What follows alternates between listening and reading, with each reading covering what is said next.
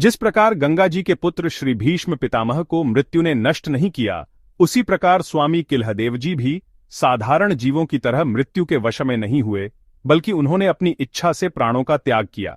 कारण कि आपकी चित्तवृत्ति दिन रात श्री रामचंद्र जी के चरणारविंदों का ध्यान करने में लगी रहती थी। आप माया के षड्विकारों पर विजय प्राप्त करने वाले महान शूरवीर थे। सदा भगवत भजन में आनंद में मग्न रहते थे।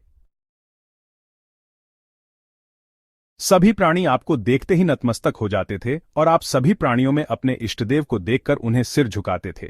सांख्य शास्त्र तथा योग का आपको सुदृढ़ ज्ञान था और योग की क्रियाओं का आपको इतना सुंदर अनुभव था कि जैसे हाथ में रखे आंवले का होता है। ब्रह्मरंध के मार्ग से प्राणों को निकालकर आपने शरीर का त्याग किया और अपने योगाभ्यास के बल से भगवद रूप पार्षदत्व प्राप्त किया। इस प्रकार श्री सुमेरुदेव जी के सुपुत्र श्री कील्हदेव जी ने अपने पवित्र यश को पृथ्वी पर फैलाया। आप विश्वविख्यात संत हुए। श्री कील्हदेव जी महाराज श्री कृष्णदास पयहारी के प्रधान शिष्यों में से एक थे। श्री पयहारी जी के परमधाम गमन के बाद गलता जी, जयपुर के महंत आप ही हुए। आप दिव्य दृष्टि संपन्न परम वैष्णव सिद्ध संत थे। कहते हैं कि भक्तमाल ग्रंथ के रचनाकार श्री नाभादास जी महाराज के नेत्र क्या, नेत्र के चिह्न भी नहीं थे। श्री कील्हदेव जी ने अपने कमंडलू के जल से उनके नेत्र स्थान को धुला, जिससे उनके बाह्य चक्षु प्रकट हो गए।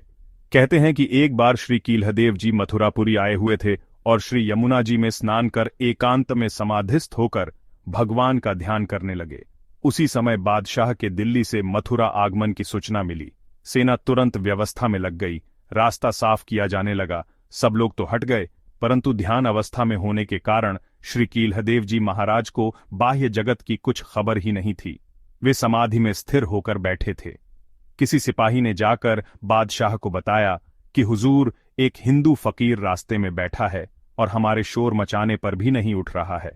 उसने फौरन हुक्म दिया कि उस काफिर के माथे में लोहे की कील ठोंक दो।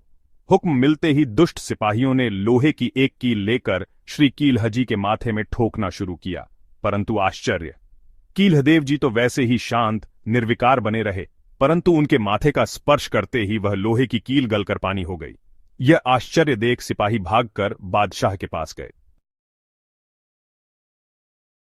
बादशाह को भी यह विचित्र घटना सुनकर बड़ा आश्चर्य हुआ। उसे लगा कि मैंने बादशाहत के नशे में चूर होकर किसी सिद्ध संत का अपमान कर दिया है और इसका दंड भी भोगना पड़ सकता है। भागता हुआ जाकर श्री कील्हदेव जी महाराज के चरणों में गिर पड़ा और बार बार क्षमा मांगने लगा। थोड़ी देर बाद जब कील्हदेव जी की समाधि टूटी और वे अंत जगत से बाह्य जगत में आए तो उन्हें इस घटना का ज्ञान हुआ। श्री कील्हदेव जी महाराज तो परम संत थे, उनके मन में क्रोध के लिए कोई स्थान ही नहीं था। उन्होंने बादशाह को तुरंत क्षमा कर दिया। बादशाह यद्यपि श्री कील्हदेव जी महाराज से प्रभावित तो बहुत हुआ, परंतु मुसलमान मुल्ला मौलवियों के निरंतर संपर्क में रहने से उसने हिंदुओं का धर्म परिवर्तन कर उन्हें मुसलमान बनाने का अभियान चला रखा था। अब हिंदुओं ने मिलकर श्री कील्हजी की शरण ली और धर्म रक्षा करने की प्रार्थना करी। श्री कील्हदेव जी ने सबको आश्वासन दिया और स्वयं बादशाह के दरबार में गए। बादशाह ने श्री कील्हदेव जी के चरणों में प्रणाम किया और आगे से ऐसा न करने की शपथ ली। श्री कील्हदेव जी महाराज दिव्य दृष्टि संपन्न थे। जिस समय आपके पिता श्री सुमेरुदेव जी का भगवत धाम गमन हुआ, उस समय आप श्री मथुराजी में विराजमान थे और आपके समीप ही राजा मानसिंह बैठे थे। आपने जब आकाश मार्ग से विमानी पिताजी को भगवान के धाम जाते देखा तो उठकर प्रणाम किया और पिताजी ने भी इन्हें आशीर्वाद दिया। श्री कील्हदेव जी के अतिरिक्त अन्य किसी को उनके पिता नहीं दिखाई दिए, इसीलिए राजा मानसिंह को बहुत आश्चर्य हुआ। उन्होंने श्री कील्हजी से पूछा कि प्रभो, आप क्यों उठे और हाथ जोड़कर किसे प्रणाम किया? श्री कील्हजी ने उन्हें पिताजी के परम धाम गमन की बात बताई। मानसिंह को बहुत आश्चर्य हुआ, क्योंकि श्री कील्हदेव जी के पिताजी का शरीर छूटा था गुजरात में और श्री कील्हदेव जी थे मथुरा में। ऐसे में श्री कील्हदेव जी को पिता का दर्शन कैसे हुआ, यह मानसिंह के लिए आश्चर्य की बात थी।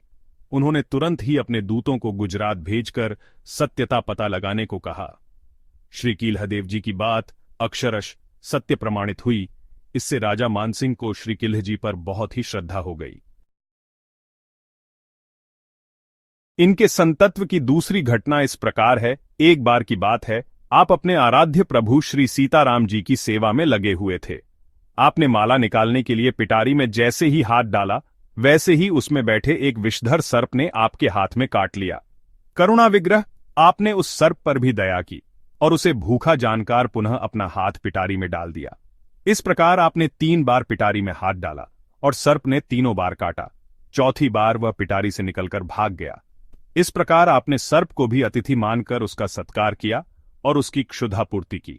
श्री राम, कृपा से उस विषधर सर्प के विष का आप पर कोई प्रभाव नहीं हुआ। सत्य है, जब भजन के बल से काल व्याल का विष नहीं व्यापता, तो लौकिक व्याल का विष क्या व्यापेगा। श्री किल्हादेव जी महाराज सिद्ध संत थे। भविष्य की बात जान लेने की उनमें सामर्थ्य थी। जब उन्हें भगवान के धाम पधारना था, तब उन्होंने पहले से ही संतों के पास इस आशय का संदेश भेज दिया और संतों से संकीर्तन करने को कहा। संकीर्तन सुनते हुए ही आपने ब्रह्मरंध्र से अपने प्राणों का उत्क्रमण किया।